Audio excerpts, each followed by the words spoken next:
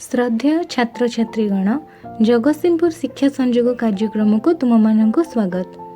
नवम श्रेणी संस्कृत व्याकरण बहिर णत्वविधि और सत्वविधि प्रसंग रे आज आमे माने पढ़िबा।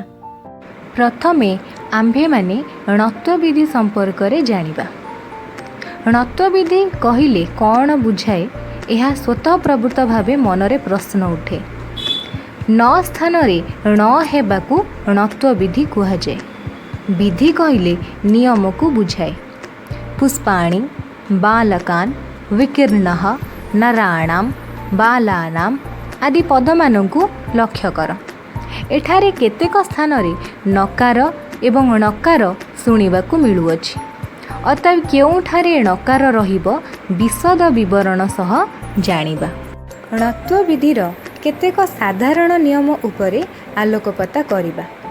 प्रथम नियम ह्रस्वरु दीर्घरु र एवं मूर्धन्य स एही चारि वर्ण परे नर ण हुए। उदाहरण यथा नृयुक्त नाम समान नृणाम, भ्रातृयुक्त नाम समान भ्रातॄणाम, चतुर्युक्त नाम समान चतुर्णाम, पुष्युक्त नाति समान पुष्णाति आदि। नृणाम एही प्रथम उदाहरण रे देखिले एठारे नृ रे थिबा रु परे न थिबारु ण होई नृणाम शब्द हेला। सेही परी द्वितीय नियम को लक्ष्य कर। ह्रस्वरु दीर्घरु र मूर्धन्य स तथा न वर्ण मध्यरे कौनसी स्वर वर्ण क वर्ग प वर्ग तथा ज व र ह एवं आ ओ न मध्यरु कौनसी गोटिए अथवा ताठारु अधिक वर्णर व्यवधान अर्थात दूरता थिले मध्य न स्थान रे न हुए। उदाहरण यथा मृगे युक्त न समान मृगेण, गुरु युक्त न समान गुरुणा, रामे युक्त न समान रामेण, पुष्पा युक्त नि समान पुष्पाणि आदि। प्रथम उदाहरण मृगेण को लक्ष्य कर।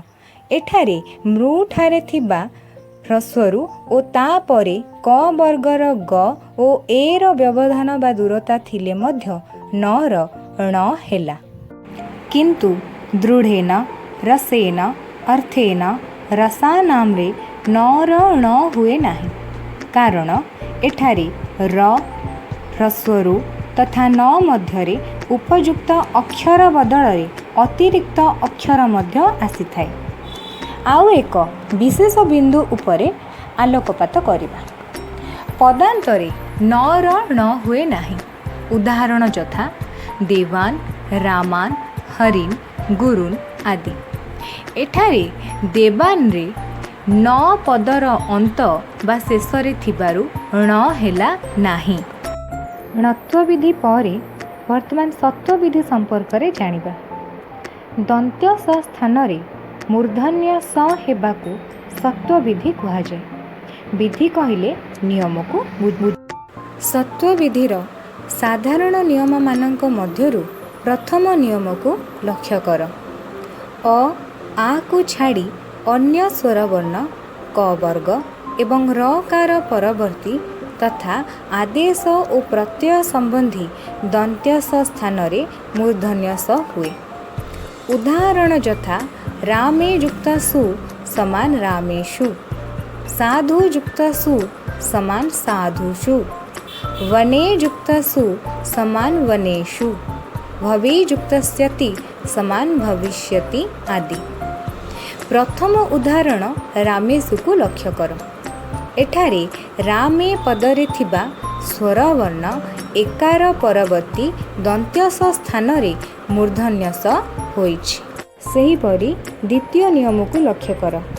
अनुस्वार विसर्ग एवं तालव्य स मूर्धन्य स दंत्य स व्यवधान बा दूरता सृष्टि करुथिले मध्य दंत्य स स्थान रे मूर्धन्य स हुए। उदाहरण यथा धनुं युक्त सी समान धनुंसी, आसिहि युक्त सु समान आसिहिषु, आयुः युक्त सु समान आयुषु, चक्षुः युक्त सु समान चक्षुषु आदि। प्रथम उदाहरण धनुंसी को लक्ष्य कर। एठारे धनुं पदरे थिबा ଅନୁସ୍ୱାର ବ୍ୟବଧାନ ସୃଷ୍ଟି କରୁଥିଲେ ମଧ୍ୟ ଦନ୍ତ୍ୟସ ସ୍ଥାନରେ ମୂର୍ଧନ୍ୟ ସ ହୋଇଅଛି।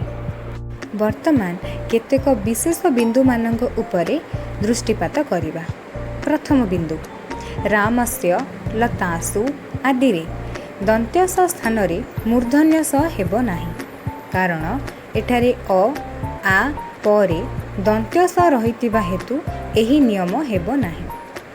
ଦ୍ୱିତୀୟ ବିନ୍ଦୁ, ପଦାନ୍ତ ଦନ୍ତ୍ୟସର ମୂର୍ଧନ୍ୟ ସ ହୁଏ ନାହିଁ, ଯଥା ଅଗ୍ନିଶ୍ ଯୁକ୍ତ ତତ୍ର ସମାନ ଅଗ୍ନିସ୍ତତ୍ର। ତୃତୀୟ ବିନ୍ଦୁ, ପ୍ରତ୍ୟୟସ୍ଥ ଦନ୍ତ୍ୟ ସକାରର ମୂର୍ଧନ୍ୟ ସକାର ହୁଏ ନାହିଁ, ଯଥାକ୍ରମେ ଆତ୍ମଯୁକ୍ତ ସାତ୍ ସମାନ ଆତ୍ମସାତ୍, ଅଗ୍ନିଯୁକ୍ତ ସାତ୍ ସମାନ ଅଗ୍ନିସାତ୍ ଆଦି। ସାତ୍ ପ୍ରତ୍ୟୟର ଦନ୍ତ୍ୟସ ଏବଂ ପଦର ପ୍ରଥମ ଦନ୍ତ୍ୟସ ସ୍ଥାନରେ ମୂର୍ଧନ୍ୟ ସ ହୁଏ ନାହିଁ।